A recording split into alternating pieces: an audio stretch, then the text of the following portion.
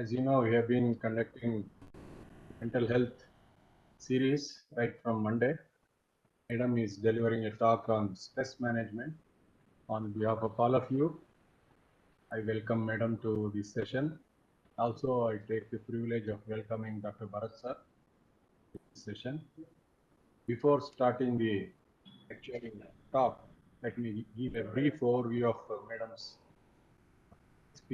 achievements and experience, academic background.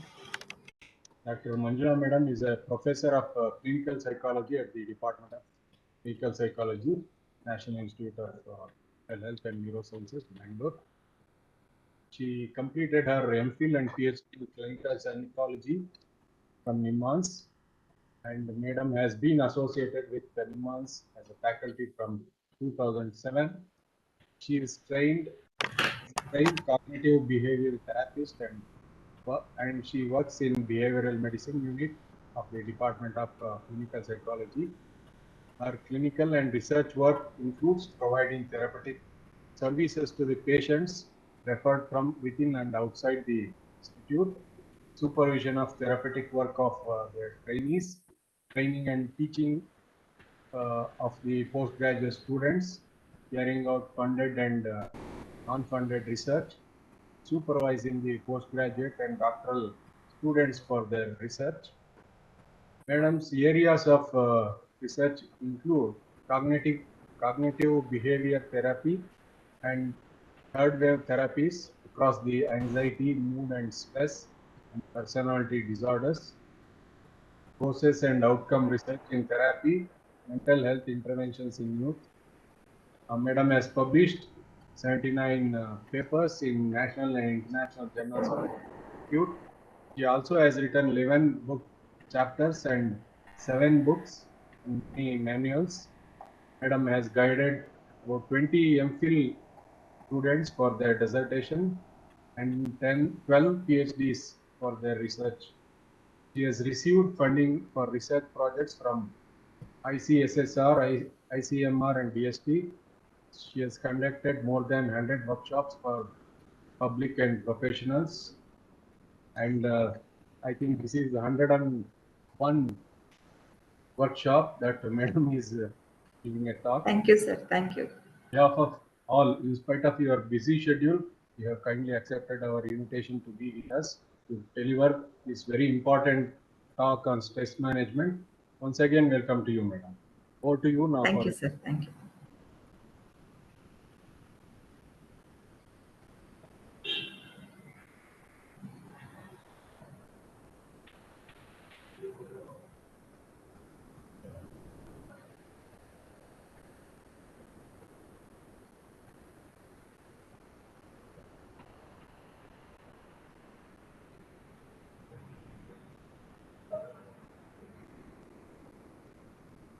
Yes, madam. Yes, right? Yes, ma'am. Yes, I can see. Thank you. And first of all, I would like to thank you, the KSTA, for giving me this opportunity to talk about stress management today. Uh, so, stress is something which is experienced by everyone, and I don't think there is anybody who is exceptional to uh, experiencing the stress, basically. So, we will look at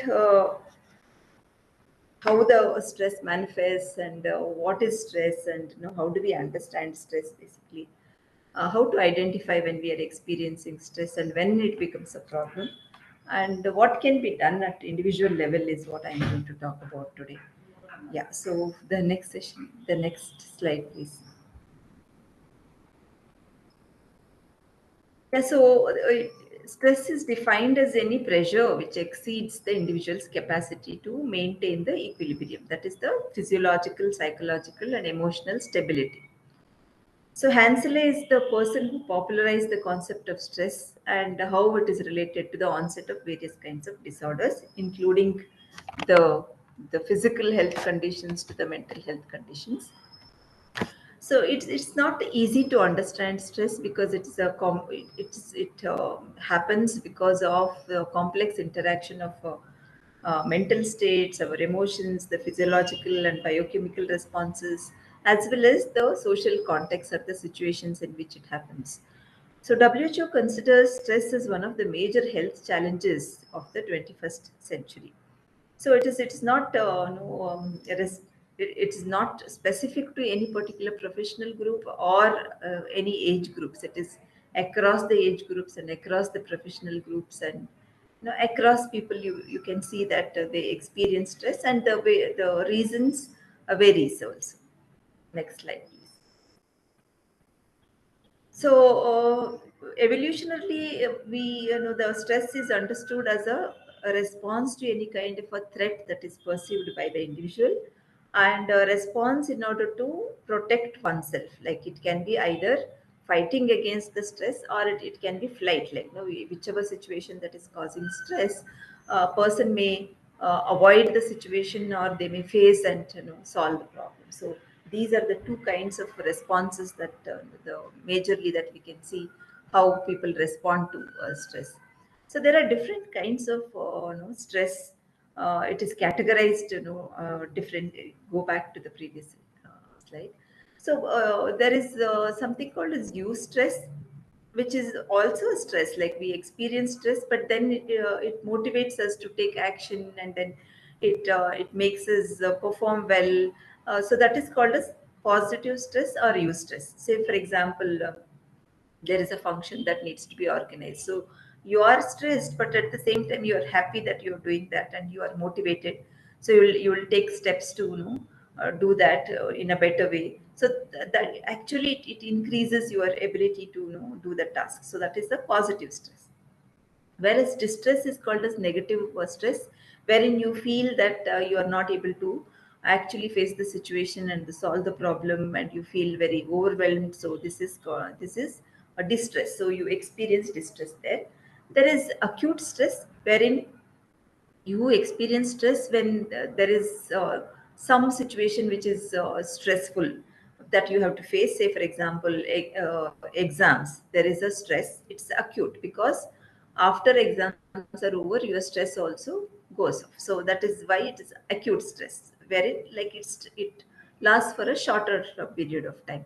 Cumulative stress is you accumulate stress over the time. So there are small doses of stress that are accumulated over the time. So that is cumulative stress. So the response to stress differs according to the stressor and the nature of the stressor, the environmental and the personal factors, the kind of the systems that you have in place to face the stressful situation. Depending on that, also you experience the amount of stress. Yeah. So next slide. So what we are more concerned about is the extreme or the long-term stress, or it is also called as chronic stress. So chronic stress is something which happens over the time, and it's not the stressors, the things that causes the stress. The stress is not addressed, and it cannot be solved in certain cases. That is where it becomes a chronic stress. Say for example, somebody having a very chronic medical condition, or like it can include daily hassles, like daily you have to drive, and there is traffic, and then like you have to manage so many things. There is workload all the time, and you have to keep completing the task. So it is not going to end at any point in time. You will continue to do the tasks almost like on a regular basis. Or some financial difficulties which cannot be solved immediately, and which goes on for years, like that. So those are marital problems. So these are all the problems which goes on, and that those are called as chronic stress. So chronic stress is something which is found to be a risk factor for developing health problems, including diabetes and cardiac diseases, and know that it is also known to weaken the immune system. So, like I said, all of us experience stress, but some of us experience more stress. Like around 25 to 30% of us like experience more stress and more frequently. Okay. Yeah. Next slide. So, like that the people may face similar kind of situations, but one may feel extremely stressed out, and another person may not be feeling a stress. So, what makes like what is the contributing to this kind of a difference? That is perception of stress. Like how do we take stress, and different individuals respond differently to the stress, and they respond through different systems. That is the through different bodily responses. Okay, so that is called as the response specificity. We respond in a particular way. Say, for example, if when I am stressed, maybe like I'll get a headache, but somebody else is stressed, they may not get sleep. So something like that. So it is like that each individual is different in the way that they respond to the stress, and the way that they perceive the stress, whether it is stressful to them or no, like how they perceive that. So this perception depends on two things. That is one, how much they perceive the demand to be, like whether it is excessive demand that is placed on them, and then the resources that they have. When they feel that they don't have resources, and there is lot of demand, that is high demand is placed on them, that is when a person experiences stress. So we it is understood in two ways. That is, one is the primary appraisal. That is, how do you understand the stressful situation or the stressor, how much demanding it is. That is the stressor as harmful or threatening. And the secondary appraisal is how much abilities that you have to deal with the stress. So that is secondary appraisal. So Lazarus is the person who gave this kind of an understanding, that like if you understand the stressor as something which is highly demanding and you lack abilities to handle that, that is when you will experience stress. So stress, is it that it's not helpful at all? That is not so, because stress in small doses or in optimum level is something which is required for our motivation to be maintained and our performance to be optimum level. So that optimum stress is required. Otherwise, like if there is an exam and if I'm not experiencing any stress at all, then I will not prepare. So that is why the optimum stress is something which is required, and it is helpful also. Next slide. So what happens when we experience stress? Like there should be one external stimuli which causes stress, that is called a stressor, and then there is an appraisal of the stressor, like how demanding or how threatening or how difficult it is, and then like depending on the appraisal, then there is a the body responds similarly. The sympathetic nervous activation may happen, and then there is the endocrine system involved, and there are hormones that are released, and then there are physical responses because of all these physiological changes, and then we adopt certain kinds of methods to solve or address the stress, which can be adaptive or which can be maladaptive. So some of the methods that we use can be maladaptive, and which may increase the stress or make the stressor continue to be there, because we are not addressing it properly. Yeah. So the next slide. So the biological basis of stress, like what happens in the body when there is a stress, there are neurobiological components that are involved in the stress response, which includes activation of the three generic axes. That is one, neurological, neuroendocrine, and endocrine system. So these are all the three things that are involved. And what is responsible for activation of these axes? It is like the brain and the particularly the hypothalamus and the brain stem is involved in the stress response. Next slide. So there is a short-term response and there is a long-term response. So like I said, the chronic stress or the long-term stress is something which is a little concerning, because that is that affects our mental health and as well as the physical health. So in the short-term response, we can see that there is a sympathetic activation that is taking place, and adrenaline is secreted, which results in fight or flight kind of a response. And when there is a sympathetic nervous system activation, there are certain kinds of symptoms that are experienced in terms of increased heart rate and blood pressure, and reduced digestion and things like that. Okay. Whereas in the long-term stress, the hypothalamic pituitary adrenal system is something which is activated here, which has a immunosuppressive kind of action there, or the outcome there. So there are the release of the adrenocorticotropic hormones, and then which produces that cortisol, which actually is something which is known for affecting the immune system of the body. So that is how like it is related to various kinds of medical as well as the mental health conditions. Yeah. Next slide. So, how do we understand stress and disease? Like, that by understanding the load that we experience. So, allostasis is the maintenance of the overall homeostasis of the body through the constant adjustments that the body makes.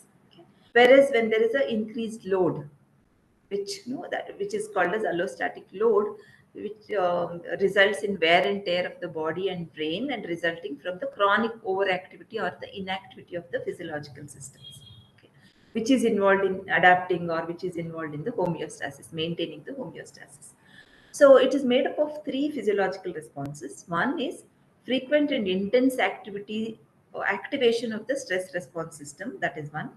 Secondly, when there is a failure to appropriately shut off the stress response due to the chronic stress, what happens? There is a the kindling kind of thing that happens, and even the small stressors can actually make your stress response to get activated.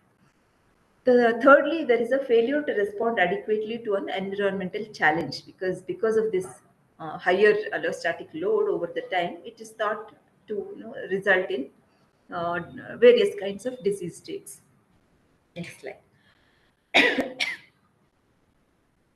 So, how does the manifestation of the stress happens in the body, and what kind of symptoms that we experience? It is not specific to one kind of set of the symptoms. Like, you can see that there are four broad categories of the responses that happens.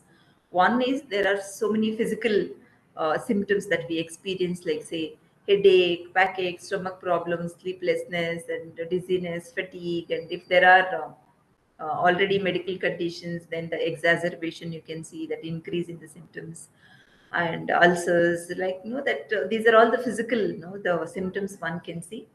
Whereas the cognitive symptoms include poor concentration, difficulty in understanding, memory problems, and forgetting, a lot of negative thoughts, and that hopelessness, helplessness kind of thoughts, and errors in the work or mistakes in the work, difficulty in making decisions, feeling confused. So these are the cognitive symptoms. Whereas emotional symptoms can include sadness, anxiety, fear, anger. So any of these emotions, irritability, being very hypervigilant about the health, and having various kinds of health symptoms. So that you can have physical and emotional symptoms like that. And there can be behavioral changes also in terms of the personal care, and taking care of your work, and the disturbance in the schedules, that your regular activities may get disturbed. People may increase their substance use, and that behaving rudely, or showing irritability, or withdrawing. So these are some of the behavioral the symptoms that can be seen. Next. So, what are the factors that contribute to the perception of stress? Like I was talking about the perception of stress, which makes people experience stress also. So, the recent study shows that urban living is one of the major contributors for experiencing stress, and they found that urban dwellers had a higher percentage of chances of developing anxiety and mood disorders, and also the major mental illnesses like schizophrenia, and also like the kind of the social situations that prevail in the urban settings also may be one of the reasons. And the studies have found that urban living, like living in crowded areas, and minority status, and social disparities, and all these things also result in disturbance in the biological rhythms, and which can also actually contribute to the experiencing of the stress. Next slide. So apart from that, like when we talk about the students and like, because like I said, every profession has its own reasons for contributing to experience of stress, and I will be largely focusing mostly on the students and a little bit on the teachers also. So in terms of the students, when we talk about what makes them experience stress, the one of the major stressor is the academic problems, so which can be because of poor study skills or uncertainty that they experience periodically, maybe after 10th, after 12th, and like at every phase in life, in terms of their academics and profession, they experience a lot of uncertainty. That is one of the reasons. Then there is lack of control, in the sense that sometimes they feel that they don't have a choice, and something they have chosen, but now they have to continue, they can't manage. So they may feel very helpless, and there is no, control over things. And emotional problems like anxiety, depression, low self confidence, and having a very unrealistic kind of goals also can actually contribute to experience of stress. Life events like birth, death, failures, disappointments, and then high expectations. High expectations may be stemming from others as well as their own expectations. So sometimes it is because of the family and the parents and all, that they are expecting, or teachers, they are expecting more from the students. But sometimes it is not that people are expecting, but they themselves have higher expectations. So that is contributing to the experience of stress, because they have very very clear goals, and they have not kept any alternatives, and then they fear that, like, if I don't achieve this, then what, kind of thing. Okay.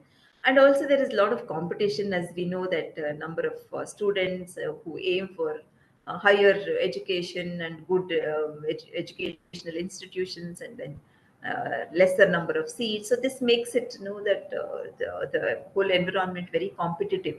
Sometimes it is the choice of the subjects that they are not very very proficient in a particular subject, but they end up taking certain kinds of subjects, and then they feel stressed.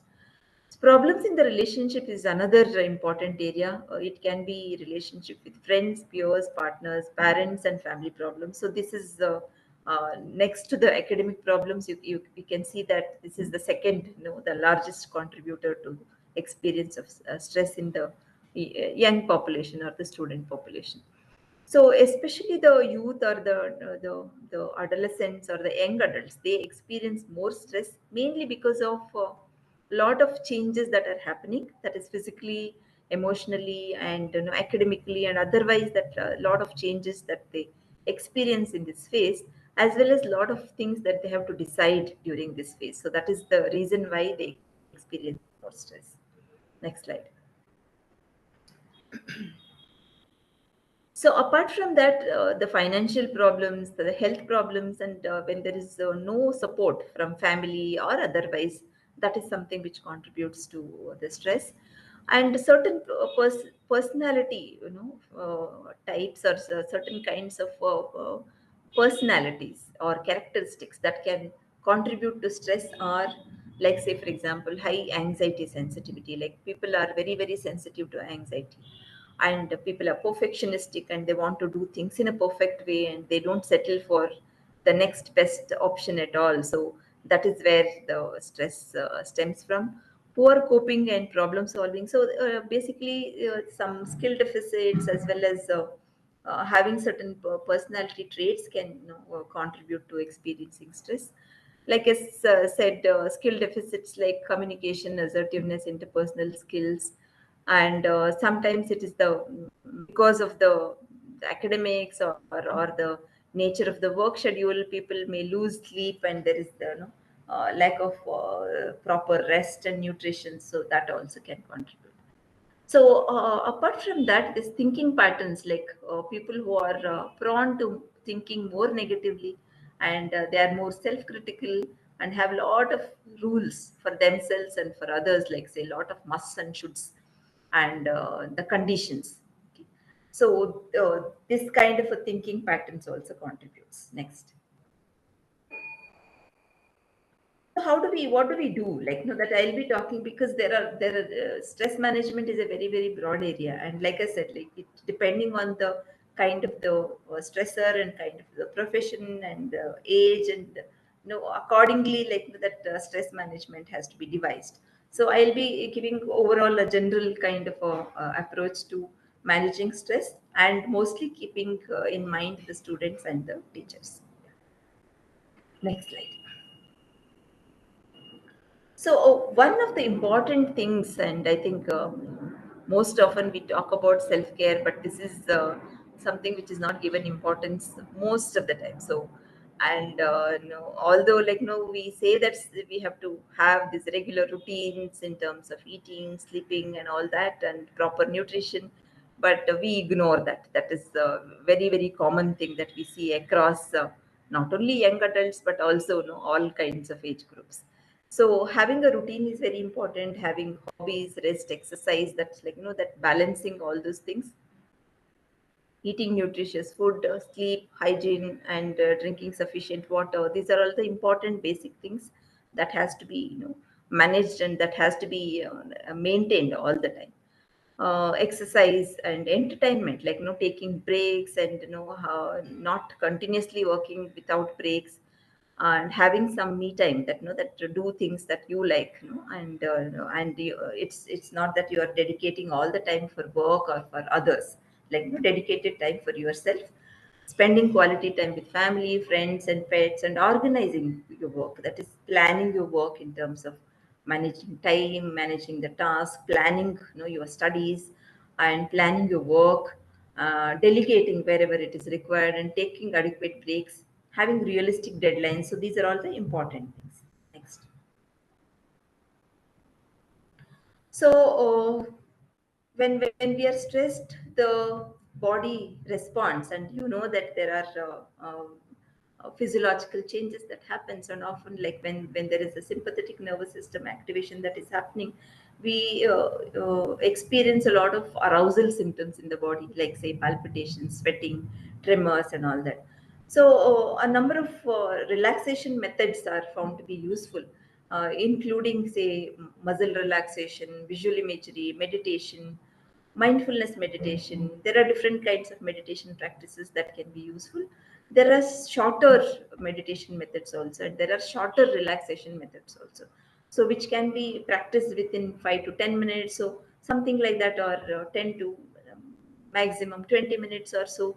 If those are practiced regularly, the physiological arousal is something which can be kept under control, or even when you have anxiety, it will not increase to a large extent. So deep breathing is one of the very brief relaxation methods, which is found to be very useful across the age groups also. Like it is also called as abdominal breathing or deep breathing. So wherein you take the breath into the abdomen and then hold it for some time, and then when you are exhaling, you have to hold it and exhale for a longer time. So it may take 2 to 5 minutes, and you can do several times in a day. You can additionally, when you are inhaling, you can inhale calm and peace, and then exhale all tension and anxiety. So it is like different kinds of breathing practices are there, which are all found to be useful. Yeah, next. So that is the physical health part of it. Like I said, I'm not going into the details of any of these things.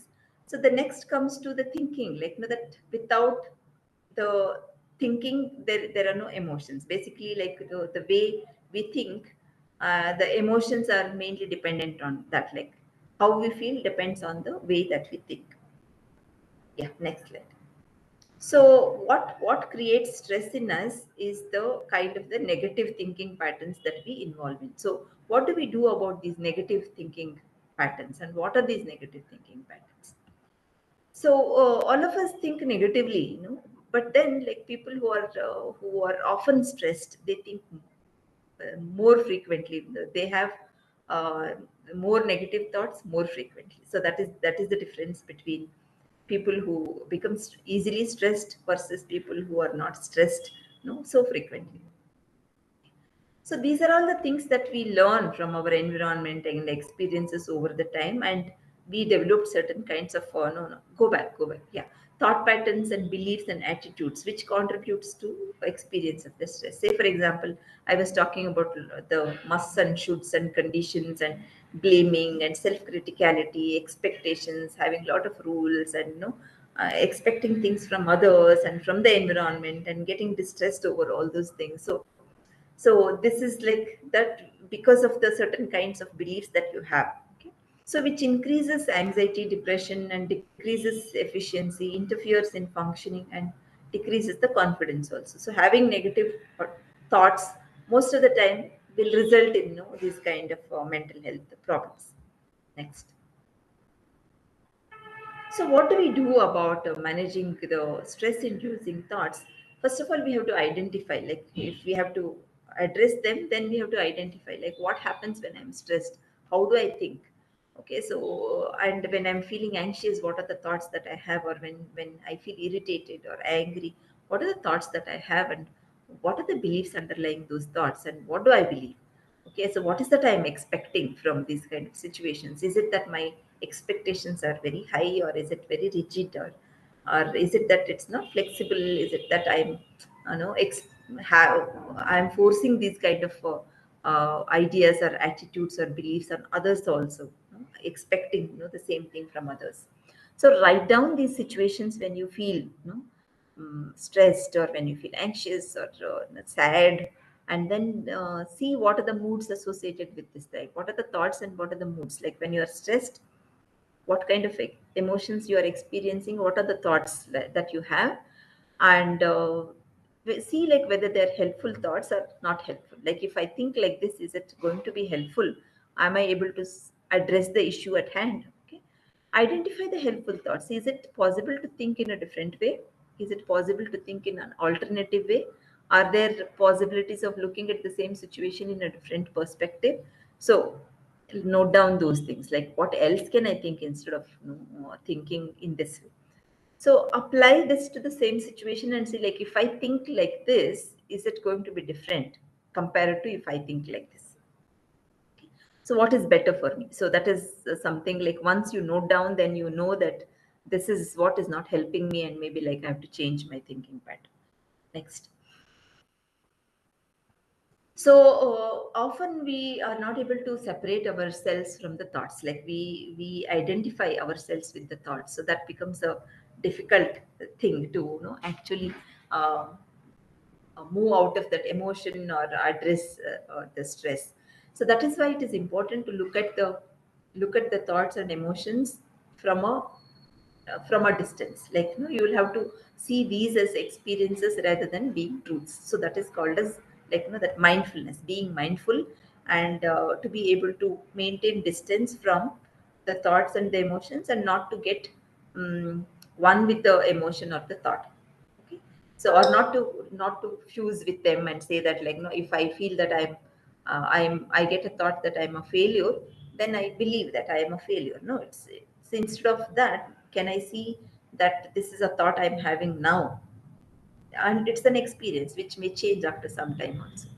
So whether we can just see the thoughts as thoughts, and not be judgmental about the thoughts, and not get caught in them, and not believe them completely, because these are temporary mental events which will pass after some time.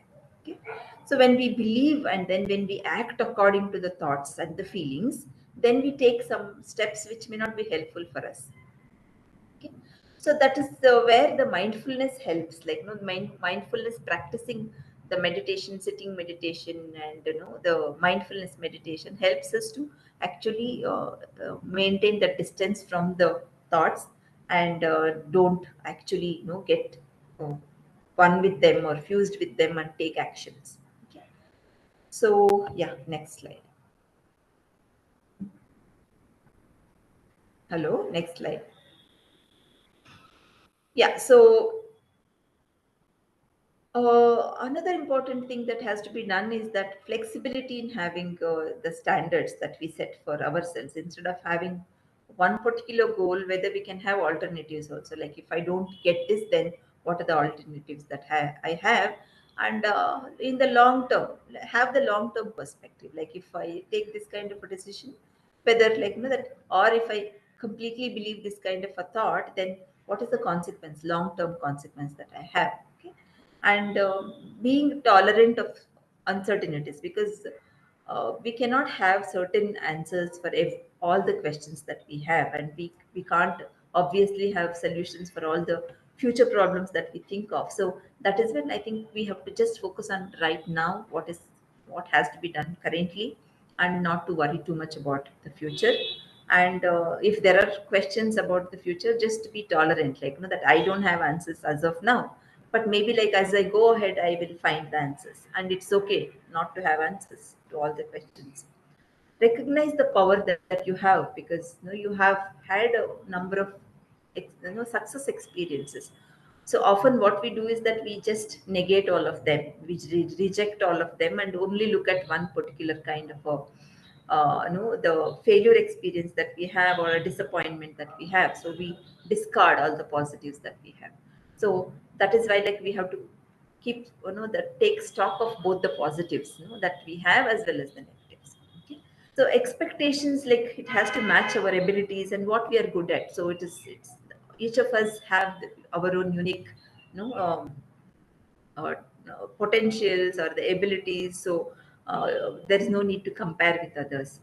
So we, like, when we feel anxious or sad or any other negative emotion, often we involve in negative self-talk, that I will not be able to do this, or it is going to be difficult, and those kind of thoughts. So instead of that, whether we can involve in more positive kind of self-affirmations, like, say, just I need to do my best, let me do my best, and my anxieties, it's going to be temporary, and after some time I will be all right, and I'll be able to face the situation. I can do this. So these are all the positive self affirmations, which are helpful when you are feeling stressed or anxious. Next. So fear of failure is something which I think affects both the young adults as well as the adults who are actually doing a job, or in various professions, because there is a lot of competition, and always there is something like that you have to achieve. There is a next step to do, and when we don't succeed, we feel very disappointment. So it's like nobody is exceptional for that. So, having a positive attitude towards disappointments is very important, because it's a part of life. Like, nobody, you will not find anyone without having a failure experience. So, that is why it's a universal experience. So, it's an inseparable part of life. So, learning to treat them equally, that both positives and negatives, success and failure equally, is something which is a skill. I think it has to be learned over the time, and the one should keep in mind that it's okay to have not have success experience all the time. Take responsibility for whatever happens, because it gives you power to choose and create, and take decisions and all of that, instead of blaming on situations, blaming on others, and all those things. And not to avoid, like, when we experience some setback, like, we avoid. So that is the most frequently seen response to stress. So that is not going to be very useful. So you have to face the situation at some point in time. So that is why, like, you should not avoid. Even if you avoid in the beginning, then you should realize, and you should face the situation. So preparing and putting efforts, and when you are not able to do that, like when you find it difficult, seeking help and advice from others who are little more experienced will help you to overcome this kind of difficult experiences. So keep in mind that you always have another opportunity. Yeah. Next. So the next thing that I'll be talking about is emotion regulation. One is, like, we discussed about the managing the negative thoughts. The next is emotions, managing the emotions. Next slide.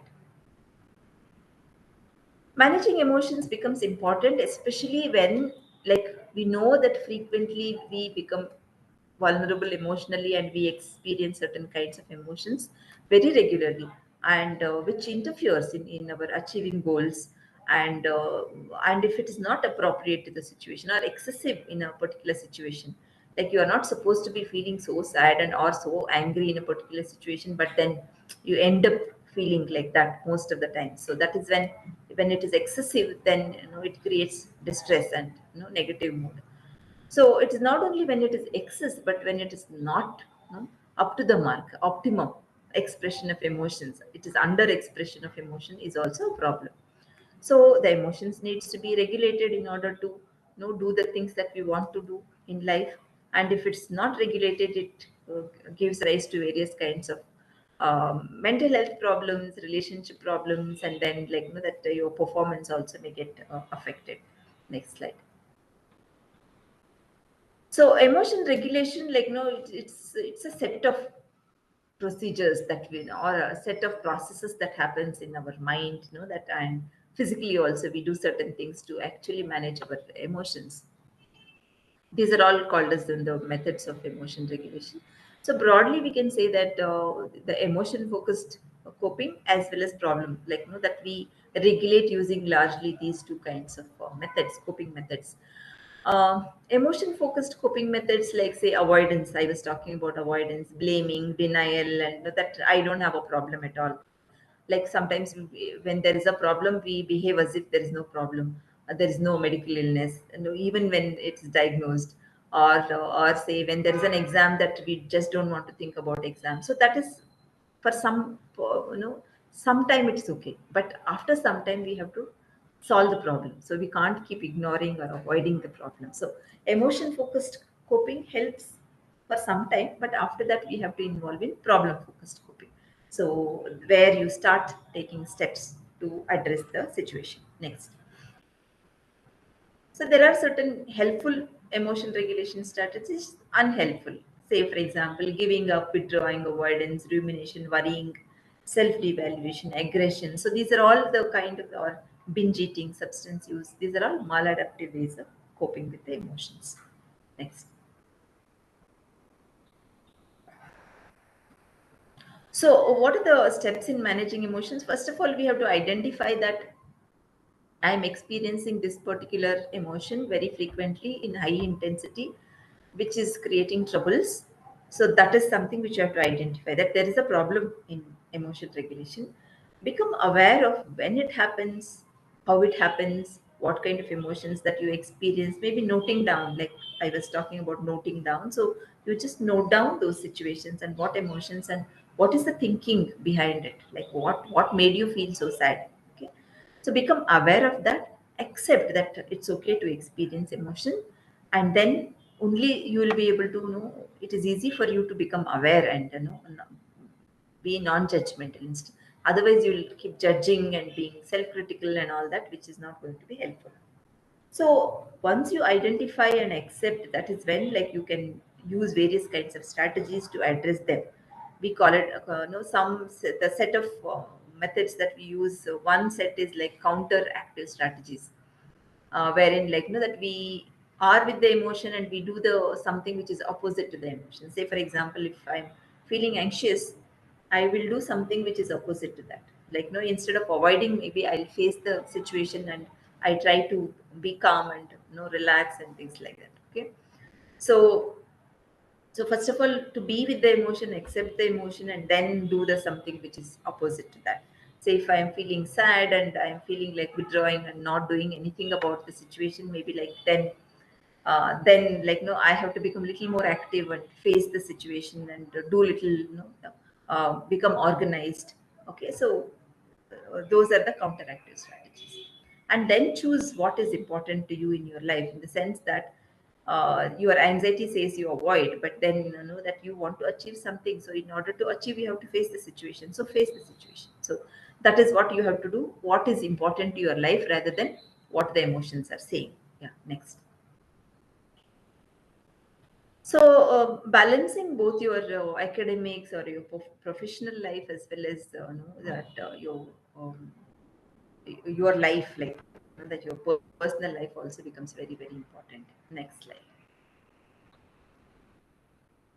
So, yeah, so it's more or less similar to what I was talking about in the previous sections. That setting priorities and having realistic goals is very important. Time management becomes very, very important, and planning ahead, that what are the things that I have to do, and having a planner, and then writing down everything, and and fixing the time. So all this becomes important. I will not go into the time management and all those things because I will not be able to cover. And as much as possible, see that like you don't know that spilling this work into the your home and personal life is not a uh, very healthy thing to do, because that contributes to experiencing stress. Although we say this, like I think most of us do this, but as much as possible you cut down on actually that sacrificing your personal time for your professional work. And also you may use this switch on and off kind of a technique, wherein like that once you enter your home, then you are not no more thinking about work situation, and once you enter here, that you are not your work space, then you are not worrying about the matters at home. So switch on and off, like it is consciously deliberately done, and it becomes a habit once you start doing that. And make sure that you are reinforcing yourself, like you completed a task, then you reinforce yourself. Maybe like you'll have something nice to eat and which you like, or you will take a break, or watch a movie, whatever. So reward yourself so that you are motivated to do the next thing. Practice self compassion, that is very important, because often we only look at what I have not got, and what I still have to achieve and all that, and then we forget appreciating ourselves, or we become self-critical and we keep criticizing, and we are not empathetic about ourselves. So that is that adds on to the stress, and that demotivates us. So it is important that you when you are having difficulties, you empathize with yourself, like, yes, like I'm suffering now, or I'm worried now, I should not be self-critical, I should not find faults in myself, and be like like a friend to yourself, like believe that you have abilities, that is very important. And yeah, take time and don't feel guilty, like that this is also some people are very workaholic and they feel guilty when they take off time, and when they are not utilizing the time in a productive way, they feel that no, that should not be done. Okay. Yeah, next slide. So healthy communication in your workplace and in the school and college also becomes very important. Like I said, the support system is very, very important for your physical and mental health. When there is no support system, then it becomes difficult to face the difficult situations. So that is why where the communication becomes very important. How do you talk to other people? How do you express your thoughts and emotions and sensitively, so that you are considering the other person also? Like when I say this, like how do they feel, what do they may think, and whether it is going to hurt them. So these are the things that one has to keep in mind and learn being assertive rather than being emotional, and and or like being anxious or aggressive. So the negotiation skills are very important, and when there is a need, seeking advice and from the trustworthy person also becomes very important. Acting with integrity, in the sense that you have to keep all your values in mind when you are doing things, or when you are interacting with others. It is very important, because you have to stick to those the values that you have about various things. Okay. And balancing the immediate goals with the long term goals. And how are we balancing? Is it that I'm only worried about the long term, or is it that I'm only worried about the immediate goals? The balance is something which is important. And balancing what we want and what should be, something which has to be achieved, that is something which has to be balanced. Next. Yeah, next slide, please.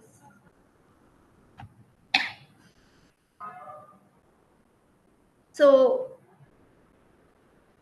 yeah, previous slide, the self compassion one. I was talking about self compassion, how to treat yourself as a good friend, and taking. So self compassion also include taking care of self in terms of your physical health, your eating habits, and all of that. And also like other things that can help to be self compassionate is writing a self compassion diary, taking time off to yourself, and accepting anything that happens as a part of experience, and not to carry them, because we have long histories of all negative things that has happened. And when you talk to some people, they will only talk about all the negative things and problems that happened to them. So whether we can empty that as we move along. That is very, very important. So not to carry it and to clear that off and move ahead. Okay? Not to talk about it and not to give a lot of importance to that. That is very important. Learning by mistakes, but at the same time, not sticking to those experiences. Yes. Next. So tolerating distress, because all of us experience distress, and but then that it is inevitable. We have to experience distress, but then we have to tolerate also. So that is where that patience and waiting is very important. Wait, assess, and problem solve, and be proactive. That you see what exactly, whether I'm able to think clearly now and solve the problem. Otherwise, I have to experience distress for some time and be okay with it until I become a little more clear as to how I should go ahead with addressing the problem. So sometimes the distraction also would be helpful, and sometimes we may have an urge to do the things immediately. So that is when you have to take time off and maybe relax, and then distract or go away from the situation, and then come back when you are having a little calmer mind. Okay. So one can use self-soothing also. That five senses, you can relax, you can take a bath, you can eat something good, and that all you have to address all your five senses which can soothe and which can calm you down. So you can do something which is different, like in the sense which can improve the moment. Like the whole situation is very tense. Maybe you can do something to relax the situation. So that is something which can be done also. And accept the reality. Some realities are harsh, but then you'll have to accept and move ahead. Okay. Next.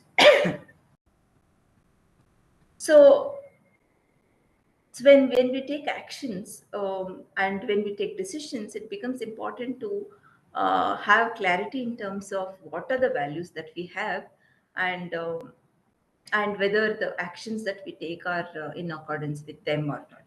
So the values can be in various areas of life. Say, for example, your family values, your achievement values, your fitness values, relationships, related to relationships, friendships, being helpful, honesty, power, your social justice, whatever. So you can have various kind of values across different domains. And when we are actually engulfed in the problem, or we don't see all these things, we just forget, and then we are just in the problem and we don't pay attention to whether I'm doing something which is in accordance with my values or no. We forget. So that is why that there are no goals and no clarity in goals, and I don't know what to do next because I'm just immersed completely in the problems.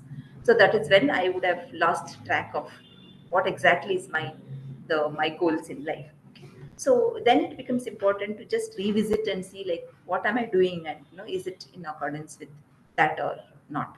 So that will actually, sometimes when we are not able to take decisions, confused, so our values would help us to take proper decisions. Next slide. So some of the other techniques which can be used for stress management is humor, and maybe it's like all of us may not be equally having that kind of a skill, but whoever has that skill, actually humor is a great stress buster.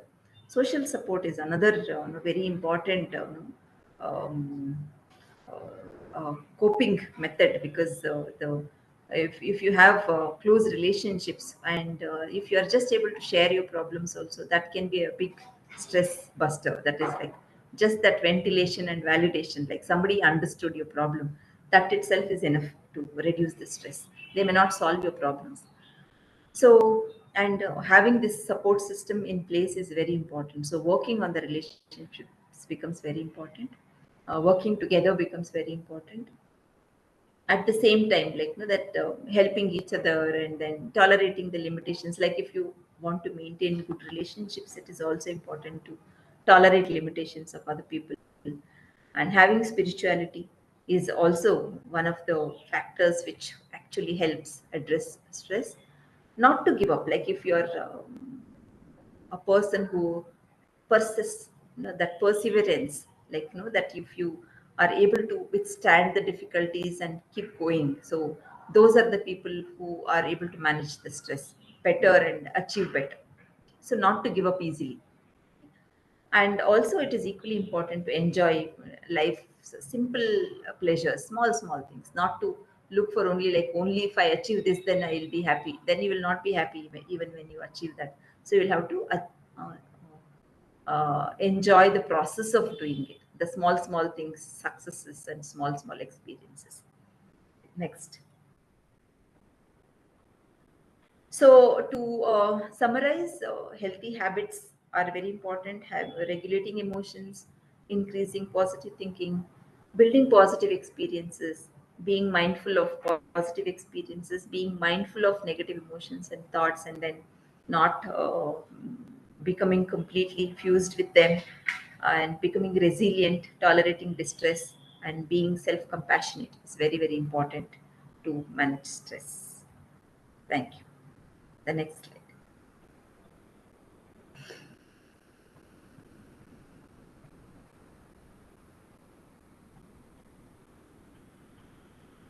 Madam, thank you very much for a very Yeah, thank you. informative talks for most of the this week.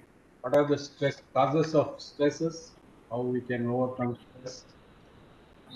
So overcoming stress, everything you have explained so well. I'm sure all the attendees who are here able to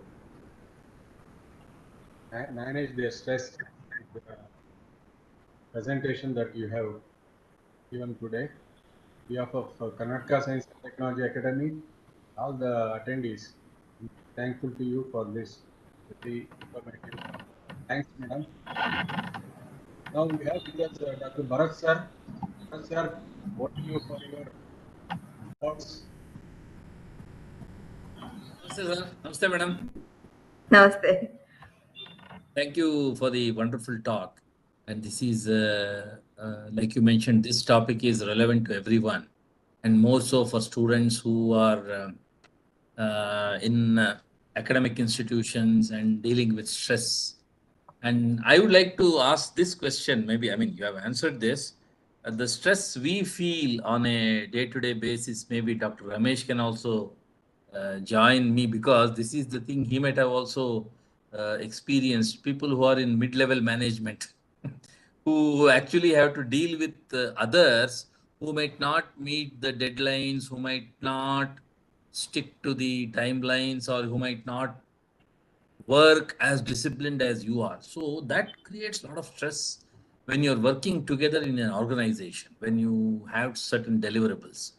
So how is that we should actually cope with that? Because believe me, I've tried. It cannot happen because of a spiritual outlook or something like that. But what do you advise to me uh, to deal with situations? I mean, because we are in the same institution. I mean, you might understand what I am talking about. But sometimes that level of commitment, if we don't get it from others, so how do I cope with that? That's my question, madam. Yeah, so like I said, each individual will be different, and know that we have to work with people, and we know that, like, that every person is not the same, and like I may work in a different way and another person may work in another way. So it is one important thing is understanding their style of working. That is one. And then, like, how quickly, or what is their timelines, how do they work, so that if we understand that, and if we understand some of the limitations that they have, then we will not feel so frustrated with, like, that then we know what to Okay. expect from a particular individual, and then like we are at peace with what we are expecting. So but then if we have same kind of rules for everyone, it doesn't work. I know. So I Correct. think, like, that expectations has to be matched, and Yeah. our rules has to be, like, you have to make it little more flexible. Madam, Thank you. sometimes what Dr. Bharat sir is said is correct. Under stress, sometimes we may work better than without stress. As you also mentioned in the presentation, because as he told, sir told, we are in the middle level. Always there will be pressure from top, and always there will be pressure from our colleagues also. Colleagues, in the sense, they won't keep up the timeline, and we will be pressurized by our bosses to come out with the work soon. So that type of stress will always be there. Somehow we have to overcome that. Thanks, madam. It was really a very insightful talk. I'm sure we have Thank you. Thank you, sir. take home Thank you. message from your talk. There are one or two questions, or Umesh will ask. Umesh, There is only one question from one person. Is it the stress that we get nightmare dreams, madam? Hmm? Is it because of stress only that we get nightmare dreams?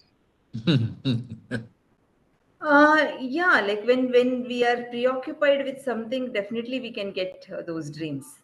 Like you know that often people get exam dreams and you know that those kind of dreams, even when they don't have exams, isn't it? So which may be an indication of stress, something else. But then you get you know that nightmares. You can get that. But nightmares, like if it's a regular feature, then I think one has to consult. When it is specific to stressful situations, you can understand that it's because of stress. Yeah. madam, does this daydreaming also cause stress? Daydreaming. Okay. So it depends on why people daydream. Yeah. Is it as an escape from some problem, and then like daydreaming gives that peak and happiness and all that? Is that the thing that's from some stressful situation to you know that they want a break, and then that is when they daydream? So if they continue to daydream, like if it is a it's not a regular thing, like once in a while you do that, it's okay. But whenever there is a problem or it's a regular feature, then it's a kind of an avoidance, it's an escape. So that is why you have to address actual problem instead of daydream. So, Thank you very much, madam. Are there any more questions, Umesh? No, sir. There are no questions, sir. Thank you, sir. Madam, on behalf of all the participants and on behalf of KSTA, I'm very, very thankful to you for this very insightful talk. I'm also very grateful to Dr. Bharat sir for connecting KSTA with Madam for this talk. Bharat sir, thank you very much. Madam, thank you very much. Thank you, sir. thank you, sir. Thank you, everyone, and thank you, Dr. Bharat also. Thank you. Thank you. I'm also thankful to all the attendees. Tomorrow, please join at 3 o'clock. We have one more important talk lined up tomorrow. Tomorrow, Dr. Vrinda Madam will be delivering a talk on life skills for adolescents. Again, this is a very important topic. I'm sure many of the PU students will be highly benefited by this talk. So I expect all of you to join by 2:50. Thank you very much. Sir, thank you. Madam, there is a request that if there is any helpline contact number for stress management for some general public or students who want to reach imams. Helpline, we have a Niman Center for Wellbeing. Like depending on the nature of the problem, they will give suggestion or they will ask you to come and you know take consultation. So that is something which you know can be used. That number can be used. Okay, madam. Thank you, madam. Otherwise, that our telemanas is there, so wherein people can call. Okay, okay, madam. The Thank- telemedicine department. Telemedicine department. Okay, madam. Telemedicine. Thank you very much, madam. I've been joined by senior faculty, Dr. Vanita, Dr. Arun, and Dr. Ratnakara, and Dr. Rafi. Thank you very much for joining this webinar. Thank you. Thank you, one and all, sir. Madam, thank you. Sir, Srigana.